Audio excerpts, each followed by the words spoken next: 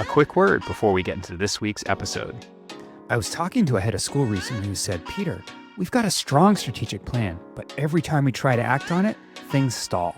If that sounds familiar, you're not alone. Big goals are easy to write down, but they often get bogged down in the daily, making it hard to stay strategic. That's why I built the school operating system. It's a framework that helps you align your team and focus your priorities so you can actually execute the plan. We work alongside you to extrapolate a one-year plan from your existing strategic plan, break it into 90-day sprints, and design a much more effective meeting rhythm that moves your team closer to your strategic vision every single day. And that's just the start. We support much more to help you build the operational infrastructure your plan needs to succeed. If you're serious about making traction this year, let's talk. Visit moonshotos.com/SOS. That's MOONSHOTOS.com/SOS to learn more and set up a time to chat about the school operating system. Hi there, my friend. I'm Peter Barron. Welcome to today's episode of the Independent School Moonshot Podcast. I am thrilled to be joined by Adam Olenn. Adam is the CEO of Rustle Spark. And, interestingly, Adam reached out not long ago. We got on a Zoom and I'm like, I think we've actually collaborated before. And we kind of went back into the archives and realized that back in 2015, Adam was at Moses Brown School and they produced this like viral video that just went absolutely bonkers. I think all the way up to like millions of views. Didn't it get on like the Today Show or something back then? Yeah, twice on the Today Show. And so anyway, we had kind of collaborated together back when I was at Whipple Hill and Blackbaud, and we had done something there to kind of tell that story, which was fun. So it's good to reconnect. Rustle Spark is a full service branding and marketing firm, and we're going to have a really interesting conversation around like storytelling and the power of that as it comes to brand. But before we get to that, Adam Olenn, welcome to the podcast. Thanks so much. It's great to see you again, Peter. Yeah, so good, so good. Hey, before we get going, can you start by introducing yourself and Rustle Spark? Sure thing. So Rustle Spark is a branding and marketing firm, and what we focus on, because there are so many ways to focus on marketing, you can really watch your KPIs and your bounce rates and your traffic, all of which is important. All of that gets you to another person to help them make a decision. And if you can't move them and their decision-making, the whole tech stack is irrelevant. So we focus first and foremost on the person at the other end and what do they need to feel to make the decision that we're hoping they'll make. And that really comes down to applied empathy, helping our clients take an empathic stance towards their customer or client or whomever, or admissions prospect to understand what that person needs to feel to want to step closer.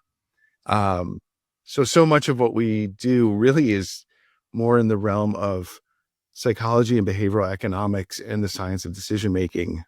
And then the art of storytelling, which there's now a lot of science that weaves in there as well. So a lot to talk about. Yeah, and I can't wait to get into it. So let's start. So you talked about the art and the science of decision making, which is such an interesting construct, which, I imagine means that a lot decisions can be very emotional, right? Like you've formed an emotional connection. I have gone through it twice now in the last year, both with my son applying to independent school and my daughter applying to college. So I saw a lot of that behind the scenes. But when it comes to those, to families choosing a school, what emotions do schools need to tap into, and how do you help leaders uncover that? Like, I've got a follow-up question to that, but let's start there. Sure. First, just in terms of the emotionality of decision making, sort of one of our sayings around the office is science shows what common sense knows. So if you pick up a sales manual from the 1940s for like Fuller Brushes or any of those door-to-door companies, a big part of it will be if you can get the person to feel XYZ, you don't have to explain anything. They'll explain it to themselves, why they did whatever. And this is old school, like door-to-door salesman, strong arm tactics. Okay, fine. But now fast forward into the 21st century where we have fMRIs, functional magnetic resonance imaging, where the MRI can react because there's iron in your blood. The MRI can see blood flows. and watch different parts of the brain activate throughout the decision-making process. And it turns out that no matter how much you think about a decision ahead of time, the moment that you actually decide, there's like this little cluster of cells in the middle of your brain that is the decision switch. And it's binary, left or right, yes or no, paper or plastic. That's sort of sitting above the brainstem, and wrapped around that area is the emotional centers, right? Because emotions speak very quick. If a tiger pops out of the woods, you have a fear reaction. You want that message getting down to the limbs as fast as possible to run or fight or whatever you're going to do. Whereas the prefrontal cortex up behind your forehead that does all the heavy thinking, powerful but slow. And so no matter how much you think about a decision ahead of time, the emotions are much closer to the action. They're kind of literally in the room where it happens. And we will use accurate language to explain decisions we can't explain. Hey, I thought we agreed we were going to do this, and instead you did that. It just felt right. And so it's been fascinating to see the way the science has caught up with kind of what people had sort of intuited out long ago. So then to bring that home to your question, what feeling should a school leader look towards, let's say, in an admissions contest? What if families need to feel to want to come here? And I'm not trying to be coy, but the answer is it depends. Right, of course. Well, it depends on what. And this is really where brand starts to enter the picture. Brand is the thing you're known for. This school is known as the achiever school, and that school is known as the warm fuzzy school. And this is the one for, the sort of the island of misfit toys of wonderful kids who don't fit in other places, but they're fully celebrated here, right? Not that there aren't overlaps between the schools, but there is sort of a center of identity and shorthand, which if you asked a family in a rush, I'm looking at 5 schools I just got to town. How do I tell these apart? And they only have 30 seconds. I'll be like, this is that one. This is that one. That's the expensive one. This is the cheap one. Whatever that is, that's your brand in that moment. Right. And so being, for a school to focus on brand is an attempt to sort of steer the assumptions of the people out there, but they're all going to have their own experiences. And the more that you can figure out where you sit in relation to the other schools in your landscape, that's classic positioning work. So here in Rhode Island, where I'm based, the local market, there's Moses Brown, where I used to work, which is a 250-year-old Quaker school. So there's a real emphasis on the values that come out of Quakerism, the togetherness, and that we work on things in collaboration and discuss in consensus. They're not even a half a mile, maybe a quarter mile from Wheeler, another really great school, but the focus is much more on individual excellence, where, oh, you're good at math, we're going to get you someone from Brown, and a professor is going to teach you, like, you're going to be able to go to great heights here, Goodwill Hunting, on your math abilities as an individual. And it's not like Moses Brown doesn't support individuals and Wheeler doesn't do team stuff. Of course they both do, but there's a real emphasis that makes one different from the other. Right. And so figuring out the context of your competitors and where do I sit that isn't the same as those, now that can help you figure out what feeling someone's going to be looking for that you're the right answer to. It's so interesting because, I think there's a real tendency, and I hate to say a real tendency, but I do think that there are plenty of examples of, looking around your competition, scanning, like, what are they doing? Do they have the new building? Do they have the new program? How does that stack up to our list of assets and features? And if you're short in one area, well, we need to elevate into that area too, which then requires investment and capital. It's capital intensive and all the things, right? So putting more strain on the system. I think though, what I really appreciate about you is that you're all about, like, hey, like, pause for a second, figure out like what your niche is, and maybe and go the other way, so that you're not just replicating what 3 other independent schools are doing. Instead, like, you're really differentiating. And I know you've done that for schools before. In fact, one that we profiled here on the pod, Providence Country Day with Kevin Folan. and they did a whole bunch of really interesting brand work, which I didn't realize was you until we caught up not too long ago. But like, how did your approach there kind of change the game from them? Because they could have just continued to play, the game that they had been playing for a long time, but instead they decided to go a different path to find success that looks different than maybe some of the schools in their area. So first, I was so tickled to find out that you worked with Kevin. He's great, brilliant, brave guy, amazing board at PCD. And the challenge that they had for about 100 years was the two schools that I just mentioned. Was around 250 years old. Wheeler was founded in the 1800s. Yeah. And PCD came on like 100 years later. And in the science of positioning, which there's a book called Positioning by Al Rees and Jack Trout, came out in the 70s. It's still as relevant as the day it was written. Can't recommend it highly enough. I'll send you a link if you want to put that in the show. Yeah, please. I'll put it. Amazing book. They also have a book. I'm sure it's right there. Marketing Warfare, which is about, and in both of these, what is your position relative to other offerings in the market mean about the moves available to you? What's likely to backfire? What's going to be productive? And so if you're number one in a category, like if we're talking about sodas and the best known soda, what one word always comes to mind. People just go, Coke. Yeah, obviously it's number one.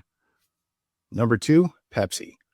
And they've been battling for eons and eons. Pepsi's never going to knock Coke out. They've been trying. It's not going to work. So what do you do if you're number two? Well, one of the best moves is just say, we're the opposite of what they are. Right. Once you get to number three, it's hard. You really because if I say name three sodas, you're like, all right, Coke, Pepsi, and now you have to leave the category. The third thing that comes out of your mouth isn't going to be a cola. It'll be Sprite, orange, root beer, something else. I was thinking like Dr. Pepper. You left cola. You kind of get too deep in the category. Yeah. And then it's a struggle because the world is complex. We only have so much room in our brains. Yeah, we remember the thing and the other thing. A third thing, I don't know. I could look it up for you. Yeah. So that's the struggle that PCD had was you've got MB and Wheeler, and is Lincoln, which is also a Quaker school, but it's a girls' school. So that's sort of a separate category. Yeah. PCD, like Moses Brown and Wheeler, was sort of a general, co-ed. They had gone co-ed in the 90s. They had been boys before, which actually was a strength, but operating for more people, co-ed, okay, fine. But now it's less of a differentiator with MB and Wheeler there. And a few different factors came together. One opportunity that we identified for them would be to put a narrower focus on their offering. So you've got your general liberal arts colleges, and then there are colleges like Bryant University. It's a liberal arts college, but has a real focus on business. Yep. And every student at Bryant has to either have a business major with a liberal arts minor or the reverse. Yeah, right. And so what we were talking to them about was maybe this is a play that you can make. You have a real history of being the prep school that a lot of entrepreneurs go to, the people who started their own, whether it's in the trades, plumbing company, and then built that out to a whole fleet of things. And now, is really well off, but coming from a different route than say, the old school lawyer family. But these people who have built businesses have been very loyal to your school for a long, long time. That business route would help you define a new category where now you're number one instead of number three. At the same time, Kevin and the board did a really bold thing with a tuition reset that we helped them with the PR around, but that was entirely their idea, their math. They figured out what they could do, what the market would bear. And Kevin's done 2 podcast episodes with me on that. So if you want to go back and hear more about it, there's literally 2 episodes. And we wrote an article this past winter for NAIS in their magazine around tuition resets too. So if you're interested in that, there's tons and tons of content that you can go find back in the archives. Great. And there was a much beloved elementary school that had run into some trouble and was going to close. And Kevin at PCD, so identified the opportunity to connect that and basically absorb it into PCD, expand the range of offerings that they had. So he was, I mean, if anybody's playing 3D chess, it's Kevin, because he has multiple chess games going on at multiple levels at the same time that really have done amazing things for that school. And now a word from our sponsor.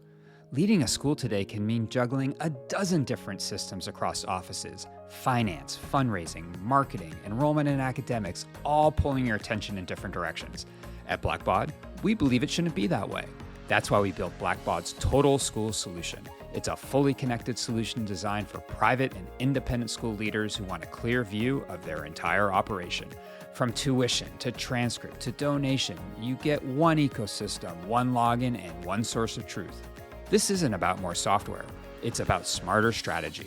When your systems work together, you spend less time chasing down data and more time leading. Want to see what Blackbaud's Total School Solution could do for your school? Visit blackbaud.com. That's BLACKBAUD.com to learn more. But the key to the success, at least this is what Kevin talks about, which is coming back to, this the original question around like bold brand moves, was that they knew that intuition reset in isolation probably wouldn't have worked, because then you risk, is something wrong with the school? Are they just now the inexpensive option? Do they not drive as much value as the other schools in the market? But they recognized that they had to really couple that with what's the right word, but very intentional brand work and communication strategy in order to say, no, like we're lowering our price, but at the same time we're increasing our value to make us, a tremendous option in that kind of middle tier of the market. Can you talk a little bit about like the work Sure. that you did to help that? Yeah, that was, that's a hard question for every independent school to wrestle with. Yeah. What's the value equation? Matt Glendinning, who's the head of Hopkins now, had been head of Moses Brown, introduced me to the idea of Baumol's cost disease. Oh yeah, sure. Right. That, certain industries are going to get more expensive, this being one of them. And so what can you do about that?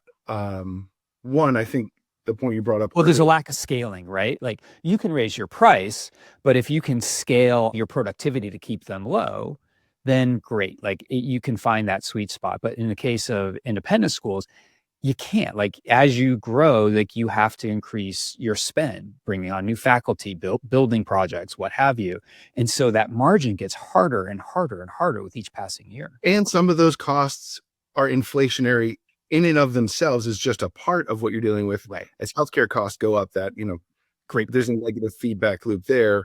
Yeah. Your earlier point about avoiding the arms race of trying to match your competitors' facilities or program or whatever, I think is a great one.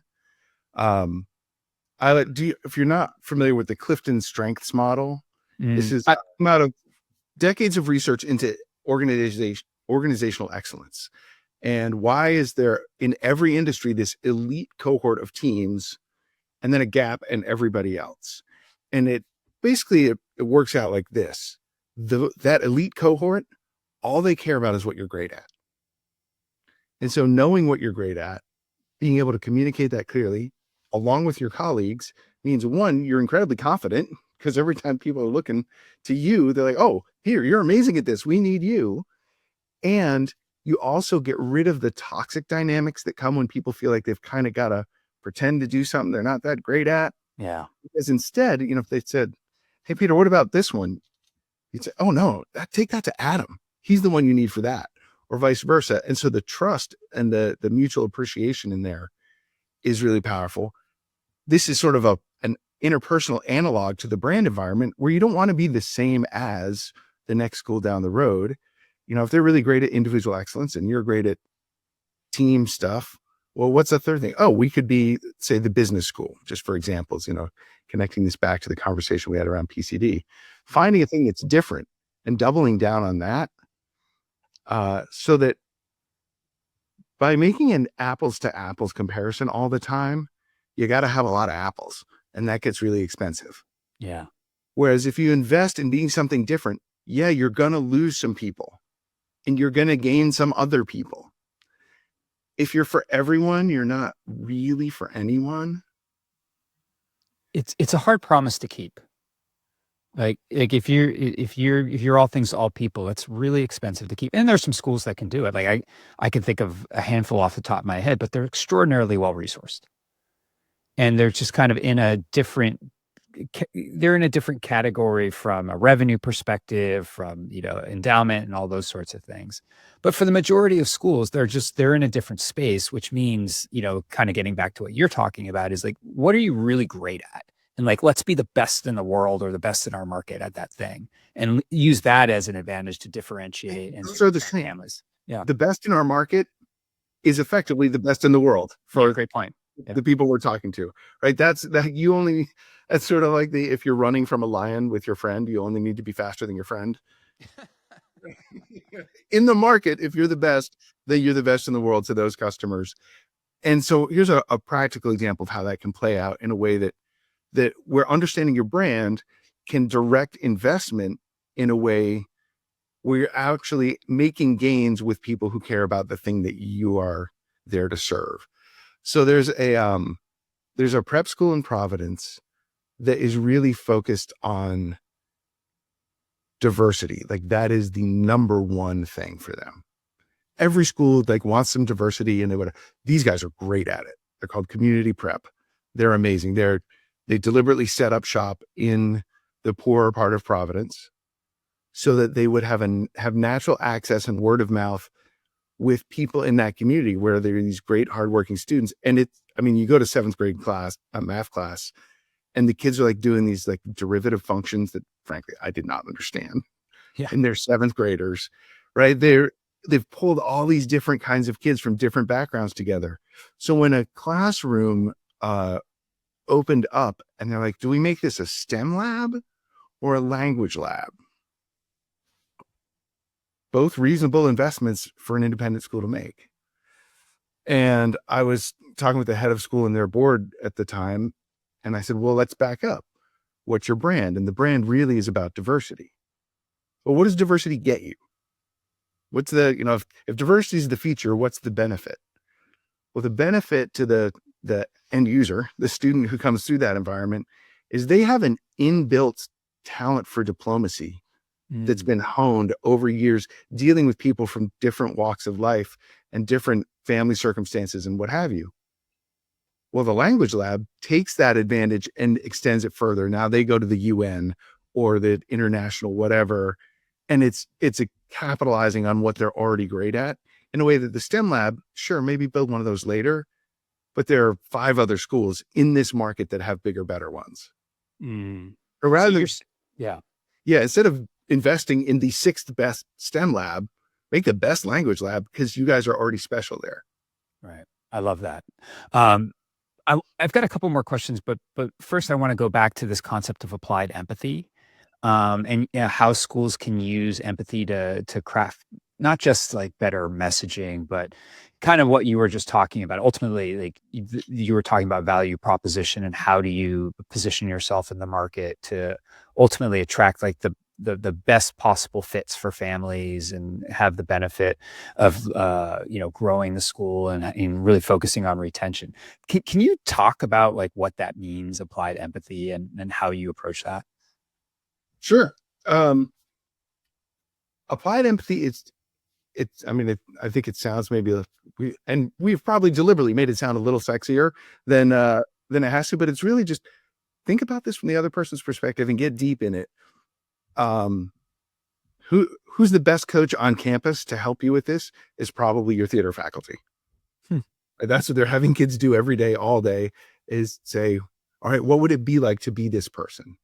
What pressures are on them? What are the things that we can't see that they might be dealing with? And honestly, one of the smartest things I ever did when I was communications director at Moses Brown was realize there were people way smarter than me in this. And if I could just be a fly on the wall, and I did, I asked the director of admissions and the director of fundraising, can I just listen and observe as you have the conversations that you have with people?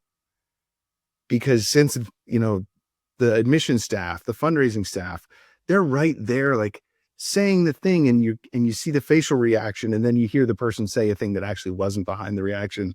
And then the admissions professional digs a little to figure out what was behind that facial expression. And all kinds of stuff floats to the surface, where what you'll realize is you might have a parent asking about acceleration, and can they be ahead, or support and support and support. And then listen carefully enough, and it turns out it might not be about academic achievement, keeping up, getting ahead, whatever. It might be about acceptance. Is my kid going to be accepted here? Right. Or are they going to be an outlier? Or do they need to be an outlier to have value in this community because it's such an achievement-focused place? So what are some ways in which folks can cultivate that? Cultivate the applied empathy? Yeah. One of the best things that you can do is unleash your inner 4-year-old and ask why. Say, really interested in accelerated study. Oh yeah, great. We have this accelerated that. I'm curious why, what makes that important? Well, I want to make sure that they have a full range of opportunities. Okay. Why? What sorts of opportunities, or are there things that you're concerned that they might be limited from? What's under that? And just asking why and what's under that a few times, you'll get down to some emotional bedrock pretty quickly. Yeah. Yeah. Just keep pulling that thread, right? Yeah. I'm curious, storytelling seems to be, and we talked about this at the front, but storytelling seems to be the heart of what you do. In your mind, what makes a school's story powerful, and how can leaders, faculty, board, students help you to tell those stories? I'm so glad that you asked that. And I love the way that you asked it. It was just like a perfect pitch right across the plate, in that one, the story of the school, not that interesting. A few of them can be kind of interesting, because we don't care about institutions that much. We don't care about things, but we care about other people. And that's where the stories get really interesting. And in fact, you know what, since I went to Moses Brown, my kids go there, so I'm going to keep the lens on them for a minute so I don't throw anybody else under a bus. What's the story of this 250-year-old school? Who cares? Okay, yeah, it's a school. It's been through ups and downs and, various times. What's way more interesting is the story of the founder, Moses Brown, one of the first abolitionists in the country, who fought against his brother, who was a slave trader, and their battles in the press back in the 1700s. Fascinating, but that's the story of a person. Right. So, all right, that's sort of one example, but what about here and now? What about today? The trap would be to think that we've got to tell a story, when the reality is a mosaic of stories is really what you're offering. And then the key to making that effective as a marketing vehicle, fundraising vehicle, culture management vehicle, is making sure that all those stories are true and authentic and individual, but they all reflect the same idea. Yeah. So I like to use the example of Beethoven's Fifth, which begins da-na-na-na, and then what does it do? Da-na-na-na, da-na-na-na-na-na-na-na-na-na. Everything that happens in that movement, in every layer of music, is da-na-na-na. Sometimes it's flipped upside down, sometimes it's backwards, sometimes it's stretched out or made, little choppy bits. But everything that is happening is another variation of da-na-na-na. So it's always fresh, but it's always the same thing. So let's talk about, we talked about Wheeler a minute ago. What's the Wheeler story? Less relevant than, here's a story of one excellent kid, right, of one excellent teacher, of one excellent parent. And those different stories, and because everyone has a personal story they can tell that comes from their own experience, it's totally authentic. It's so interesting that you're bringing up that point. I worked with a school a couple of weeks ago where we kind of outlined their value propositions. And we did that by bringing faculty together and having them tell stories of student success and collecting those stories of student success. and what the benefit for the school. It was really wild to see the benefit. The benefit from an admission point of view is now you have these collection of stories that you can draw from and use in your emails and your conversations. You can understand like how they map to different jobs that parents are looking to complete, all that stuff. But what was so fascinating, Adam, at the end of it, one of the faculty members stood up and said, doing this exercise made me fall in love with my job again, because I got to see the outcome. I got to see how transformational we are, as a school and with our students. And like, to me, there's no better way to start the year than doing that. It always comes down to like, tell me the story of the student. Tell me the story of the faculty member. Tell me, like, I want to live. And I'll just put one more like fine point on that. I'm old, been around for a long time, but when I applied to boarding school, I still remember the view book that I got, which was not, this was at the school that I ended up going to, Brewster Academy. It wasn't of like the facilities on campus. Certainly there were like pictures and you could see like the different programs and things like that.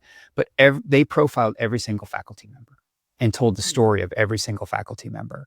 And even for like 14-year-old Peter, that meant a lot, because now I could say, oh, if I'm going to live on that campus, like I want to understand who these people are and how they'll support me. I probably wouldn't articulate it as clearly as that now, but I still remember like that was the thing that just absolutely sold me, was just being able to see like the adults in the community and what they were all about. I thought that was absolutely fascinating. It's everything. It's everything. Yeah, actually. So on the agency side, we go, oh, your website or your logos or whatever. Sure. Oftentimes in that work, I'll go in and teach everyone at the school how to tell a personal story that reflects whatever their brand idea is. Yeah. And we have, over the past couple of years, been getting more and more calls that are, hey, we love what you did with that website, whatever. Could you come do the story training? Like just that piece? That's cool. Which is super fun. It's great to go in and hear people bring these things out. Does that speak to like does that speak to generational differences? Are millennial parents kind of craving those stories more so than say Gen X and baby boomers? Or is that just an opportunity that maybe we didn't tap into in earlier generations? That's a really interesting question. My surface response is, I think it's number two. Also being a Gen Xer, I know that like in the 80s and 90s, like, oh, if you're not learning how to code, you're just getting left behind. And clearly that has not, maybe there was a window where that was true, but writ large, not so much. Also the science behind the efficacy of storytelling wasn't that advanced back then. Sure. At the same time, I think there is also a generational shift. And I don't know if it's generational or just society right now. I've noticed so many people having really strong reactions against ultra technical things, AI. As soon as it's AI, you kind of get this reaction, like when people see, so it almost feels like it's becoming this sort of the genetically modified food that maybe it was fine, but as soon as I know it's genetically modified, I'm like, I don't want that. I want just the regular real one. Mm-hmm. And there's so much AI content that people are hungrier than ever for that which is real and human and authentic. Right. And that's the opportunity for independent schools. Yeah. Hey, as we begin to wrap up, looking ahead, I always like to leave folks with something that's, outcome based that they can take today and kind of move forward with. So, with that in mind, what's a shift in brand or storytelling that you think independent schools should make now, as we start to look out 3, 5, 10 years down the line? Like what are some things they can do today to position themselves better for tomorrow? The number one thing, and if somebody were reaching out to us as a client, I would say this. It's also a thing you can do on your own. And I'm just going to, here it is. One, figure out who you are and what makes you different from the others in your area. And you may have a lot of overlap, but there's going to be something that if shorthanded, a majority of people would say, well, they're this one. Figure out what that is, embrace it, and then see how many aspects of the overall experience you can align around that idea. And then ask different members of your community, when is a time where you experienced that? And that formulation of when's a time where you experience that is important, because if it's not nailed to a time, it won't be a story. We always do blah, blah, blah, blah, but that's not a story. Right. A story happened at a specific time. Yeah. Once upon a time. Right. And the beauty of doing this is that for the people that you want to understand that idea, as human beings, we have an amazing ability to not just extract meaning from stories, but to extrapolate. So if we tell our children about a brother and sister who went into the woods and got lost, and they came to a house made of gingerbread and candy, and there was this nice lady there, and then she chucked one of them in the oven and tried to eat them, but they escaped and got away. At the end of that, we don't have to say, so be careful. They already get it. And they don't just understand that she could be dangerous, but any adult could be. And so I need to be careful. That ability to extract an idea and then extrapolate it to a wider understanding. When you communicate the core idea of your school in a story, people extract it and then they extrapolate it and they understand the whole institution through that lens. And that gives you that's the most cost-effective way to create a widespread brand impression that I know of. Brilliant advice. Great way to end the pod. I do have one more question for you, Adam. Like, if somebody wants to reach out and they want to get in touch, what's the best way for them to do that? Easy. So you can either do it through our website, rustleandspark.com, RUSTLEANDSPARK, because that's what we do. We rustle around until something sparks. Yeah. Or email me directly, adam.olenn, OLENN, at rustleandspark.com. Absolutely brilliant. Adam Olenn, CEO, Rustle and Spark. Thank you so much for sharing today. This is a fascinating, I just am fascinated by this conversation. I think there's such opportunity for independent schools to tell their story and to differentiate and to just live their missions in really interesting ways. So thanks for sharing today. My pleasure. Oh, Peter, can I give you one other secret hack that I figured out at Moses Brown that for listeners of this particular podcast could be really useful, especially faculty members, heads of school, deans, things like that. One of the hardest things I encountered was getting faculty members to tell me great stuff they were doing or that was happening in their classrooms. Yeah. Because as a faculty, if you're a teacher, you're kind of hardwired to put the spotlight on other people. Yeah. And so they wouldn't talk about themselves. And so one day it occurred to me that we could hijack that and ask them to rat on their colleagues when they're doing great stuff or something great is happening in the next room over. And that the floodgates opened. They're like, oh, you got to ask Sarah what she just did yesterday in period 4, blah, blah, blah. And the stories came flooding in. So if anybody's stuck getting stuff out of their faculty, try that. Yeah. Great advice. Adam, thanks again. I do appreciate it. Thanks, Peter.